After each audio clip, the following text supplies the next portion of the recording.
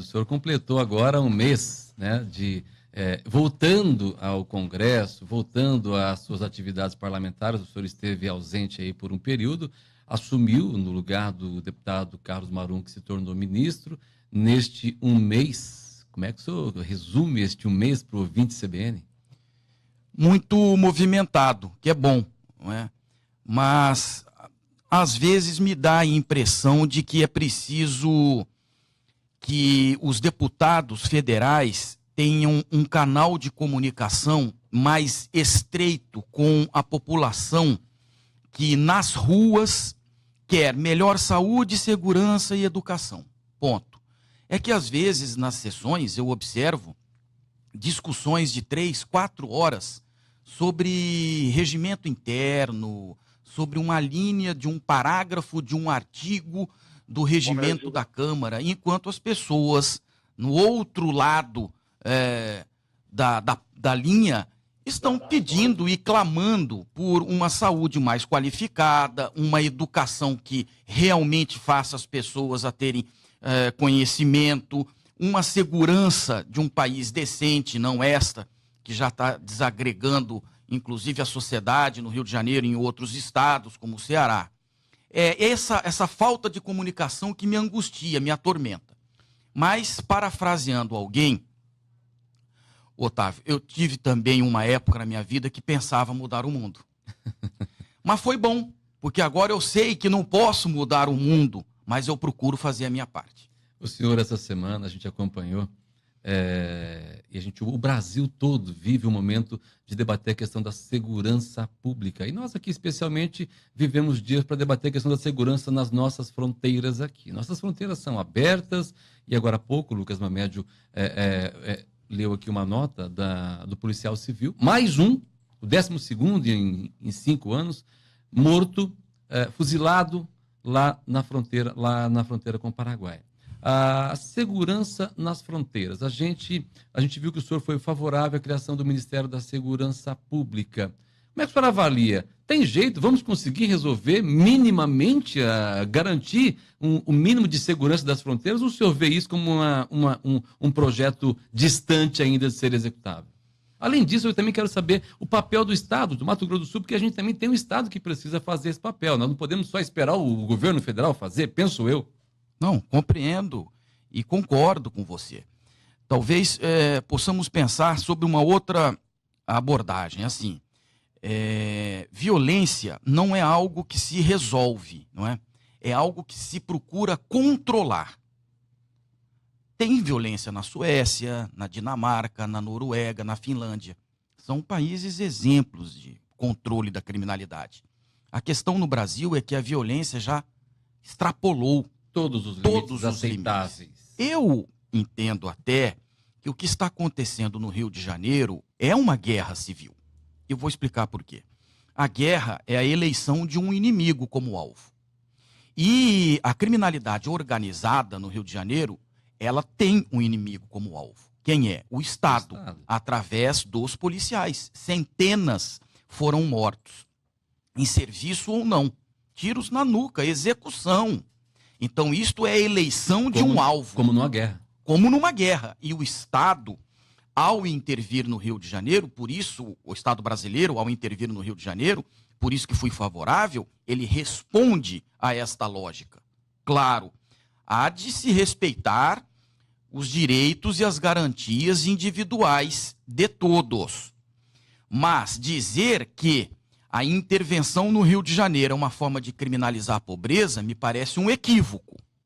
Porque os pobres honestos no Rio de Janeiro são os primeiros reféns desta criminalidade organizada. Não são respeitados pela criminalidade. E na fronteira, ontem eu tive a oportunidade, Otávio, de fazer uma manifestação incisiva, expressando a minha indignação e, de certa forma, a minha vergonha contra a insensibilidade, o silêncio reinante na sociedade, sobretudo, não na mídia, mas sobretudo na sociedade, não repercutiu como deveria, do brutal assassinato desse policial civil. Conversei com o superior dele. Me disse que era um rapaz exemplar, íntegro, integrava na realidade lá o serviço de inteligência, rapaz estava fazendo o serviço dele, o trabalho dele, poxa, e é executado com 30 tiros de fuzil. Quer dizer, a sociedade, isso nos Estados Unidos, para o país, para a nação. Aqui no Brasil é mais um número, é mais uma estatística. Então eu procuro lá na Câmara dos Deputados ser aquela semente que incomoda, para que os olhos dos parlamentares se voltem menos para o objetivo de reeleição e mais para os objetivos da próxima geração. Fui tomar café agora em uma padaria, abri o jornal, qual é a notícia que eu vejo? Muito triste. A livraria La Selva fechou. Enquanto isso, o governo vai construir 3 presídios. Quer dizer, é um país que fecha livrarias por falta de leitores e abre presídios. Qual é o futuro que nos espera? Então é preciso denunciar, incomodar, falar e vociferar contra essa situação. Sem dúvida, Lucas. O deputado, essa semana, se eu não me engano, no dia 6, discursou na Câmara em relação às mudanças que você acha que o nosso Código Penal deve sofrer, né? Quais são essas mudanças? O que você pensa em relação a essa questão do nosso Código Penal? Ele é realmente obsoleto? Nós precisamos reformá-lo? Todo o Código Penal é anacrônico. Um mais intempestivo que o outro. A parte geral, que é aquela que define os princípios, as regras gerais, é de 1984. Ministro Ibrahim Abiak, o que liderou. E a parte especial de 1941, que elenca os crimes. Esta parte especial, por ser anacrônica, hoje ela está completamente deformada. São muitas as mudanças. Inclusive, nesta semana, houve várias mudanças relacionadas aos direitos das mulheres, com as quais eu concordei, porque algumas coisas precisam mudar. A semana no Congresso foi bastante voltada para garantir os direitos das mulheres. Das mulheres. E eu concordei porque, enquanto não se modifica o código inteiro, nós não podemos nos omitir em relação às alterações que demandam urgência. Mas é preciso modificar. Como? Todas as contravenções penais, o que é uma contravenção? É um fato menos grave que um crime, certo? Mas existem contravenções graves. Essas devem se tornar crimes. As outras devem ser abolidas. Não adianta nada, Otávio. É só para encher os cartórios dos fóruns de processos e isso vai causando morosidade. Quando o senhor coloca que o senhor é favorável ao preso ter que trabalhar também para custear a sua pena, isso também já é uma inovação, seria? Sim, é uma complementação mais aperfeiçoada da lei de execução penal. Eu apresentei um projeto de lei determinando o seguinte: quando o preso trabalha e recebe a sua remuneração, 25% dela já tem que ser canalizada para financiar o prejuízo, entre aspas, que a sociedade sofreu para custear as despesas dele. Entende? É uma forma de compensar. É um custo altíssimo, né, que altíssimo. nós pagamos para manter um preso. Né? E agora, fechando livrarias e construindo mais presídios, quem é que vai pagar pela manutenção deles? Não é fácil. Agora são 9h13, deputado. Recentemente... Bom, nós vamos agora a um rápido intervalo e na sequência voltamos. Estamos conversando aqui na CBN com o deputado federal Fábio Tradi. Da CBN, recebendo o deputado federal do PSD, Fábio Tradi. Deputado, não poderíamos deixar de receber o senhor aqui e perguntar para o senhor. Nós vivemos um momento difícil nesse país, o Brasil atravessa uma crise política, ética, moral, econômica, e a gente luta, a gente vê o setor produtivo lutando diariamente para ajudar o país a não descer ladeira abaixo. E nós estamos num ano de eleição. Qual a sua avaliação nesse período pré-eleitoral do cenário nacional e regional? Otávio, eu defendo a tese de que, para combater os vícios da democracia representativa, só há um remédio: mais democracia representativa. É de eleição em eleição que o processo vai se aperfeiçoando para que os verdadeiramente vocacionados à causa pública sejam escolhidos pela população. Estes erros traduzidos pela criminalização, não é, da política, muitos agentes políticos presos, e isso foi bom e está sendo bom, porque é uma higienização do quadro. Hoje, mais uma operação, inclusive. É uma higienização do quadro partidário, fazem parte do processo de evolução da democracia. Então eu vejo como um alento. Eu não sou pessimista no que se relaciona à nossa legitimidade no sistema democrático. Entendo que ainda estamos no caminho certo. Eleições e mais eleições. Aqui no Mato Grosso do Sul, o senhor já tem uma ideia de que caminho seguirá o PSD? Não, ainda não há. As alianças, nós vamos pautá-las para mais à frente. Nós estamos agora focados em ajudar o Marcos na prefeitura de Campo Grande, os prefeitos no interior do estado e a fazer um bom mandato de deputado federal. Tudo tem o seu tempo. O senhor, recentemente, na tribuna da Câmara, denunciou ao país o descaso contra o Aquário do Pantanal. Sim. Como é que o senhor avalia isso? Continua ainda? É uma ferida aberta, purulenta. Toda vez que eu passo por lá, eu sinto um misto de vergonha, decepção e desalento. Ali estão enterrados 240 milhões Esse sentimento é de reais da população, não é? por ver aquela obra ganhar forma ou por não vê-la concluída? Talvez seja também o cheiro pútrido dos peixes, né? Que morreram e que procuram despertar a atenção de todos nós para a necessária cobrança permanente dos agentes públicos. Bom, se a eleição ficar realmente entre esses três, Odilon, Azambuja e André Putinelli? Azambuja e Putinelli, eu sugiro à imprensa que faça um debate entre o Reinaldo e o André. Só os dois. Para falar assim, por que o aquário não está funcionando? Nós queremos 1 hora. Debatam e a população vai julgar. Porque não é possível isso. O senhor acha que falta explicação? Eu, em 2012, na minha santa ingenuidade, subi à tribuna da Câmara, plenário cheio, anunciei lá em tom gongórico, maior aquário de água doce do mundo! Viva Mato Grosso do Sul! Agora eu volto lá, eles, cadê o aquário? O que eu vou responder? Para ligar para o André, para ligar para o Reinaldo? 2018. Lucas Mamede, por favor. Nessa linha que eu ia perguntar, nós temos o deputado, foi muito atuante no mandato, inclusive aquele prêmio do Congresso em Foco, dos deputados mais atuantes, o deputado chegou a ganhar um dos prêmios, né, um dos anos, veio por uma eleição em que, por mais que os votos, por conta da composição e da forma com que era, né, feitas as coligações e as eleições, não conseguiu se reeleger, mas agora reassumiu o mandato e tem esse 1 ano. Como é que fica na cabeça do deputado essas eleições de 2018 em relação ao seu mandato? Vai tentar essa reeleição? E você acha que esse 1 ano que você vai ter para trabalhar, por mais que seja um ano conturbado, ano de eleição, em que os projetos são difíceis de andar, de emplacar e de mostrar o trabalho, e você acha que vai ser um ano que te atrapalha nessa caminhada rumo a uma reeleição?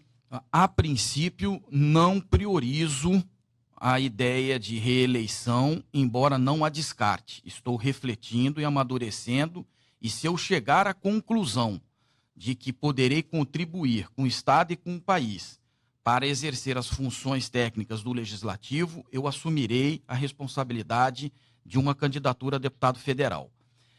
Por enquanto, o meu foco é exercer com independência e dignidade o mandato de deputado federal. Para isso, procuro me afastar da vocação daqueles que transformam o mandato de deputado federal numa espécie de mandato frustrado de prefeito ou governador. Eu explico. Não é função primordial de deputado federal a questão relacionada às emendas. Emendas. O poder é legislativo, não é emendativo. O poder é no sentido de se produzir, aperfeiçoar, fiscalizar. Não é? Emendas são função precípua do executivo. Porque você me fala, mas o deputado ele não tem que ficar batendo nas portas dos ministérios para carregar emendas para os municípios? A pressão que ele deve fazer para isso tem que ser pública, no microfone, de forma transparente, no plenário. Porque se começar a ter conversas de bastidores entre ministros e deputados para favorecer este ou aquele município, carreando emendas, o que isso vai acontecer? Mutila a independência do parlamentar. Assim, eu libero emenda. Você vota a favor da reforma da Previdência? O senhor acaba de voltar para o Congresso. Qual tem sido a percepção do nosso Estado? Dizem que durante as votações das reformas, as emendas, né, os cálculos chegam a 500 milhões distribuídos em emendas para parlamentares, o que demonstra também que há uma demanda dos parlamentares para que isso aconteça. Sim, mas você, por exemplo, votar a favor da reforma da Previdência para liberar emenda para um município, você pode favorecer parcialmente o município, mas vai prejudicar todos os aposentados.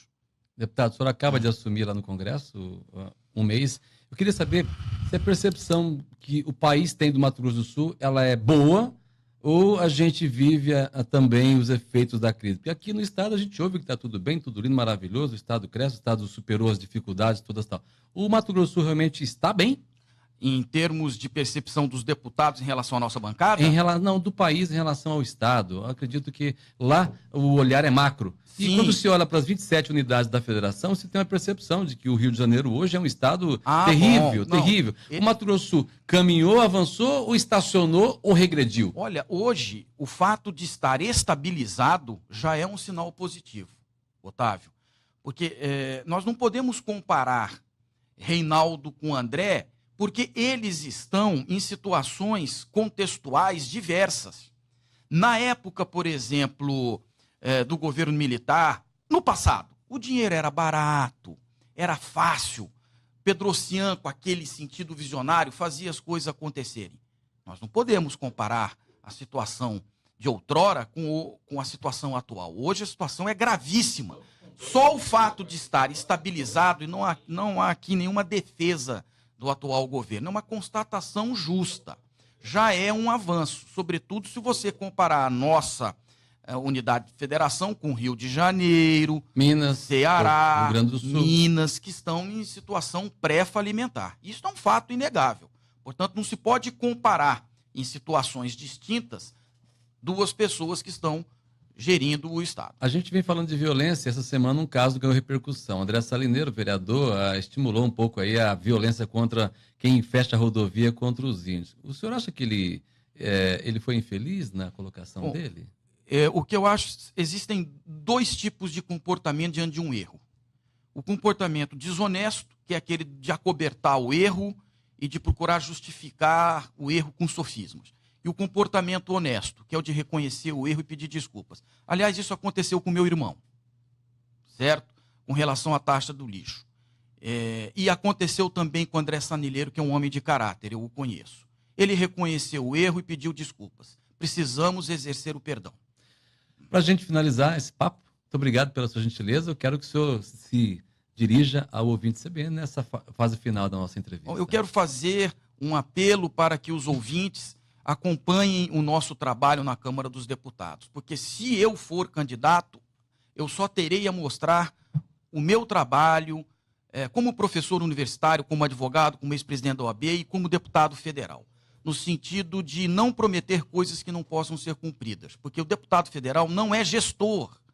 Ele não tem compromisso em construir as coisas. Isso é executivo. Ele tem que fazer boas leis e fiscalizar com independência o Poder Executivo. É o que eu procuro fazer a minha parte, o meu tijolinho, bem colocado. Volte mais vezes à CBN, deputado. Muito obrigado, uma honra estar aqui. Para nós também.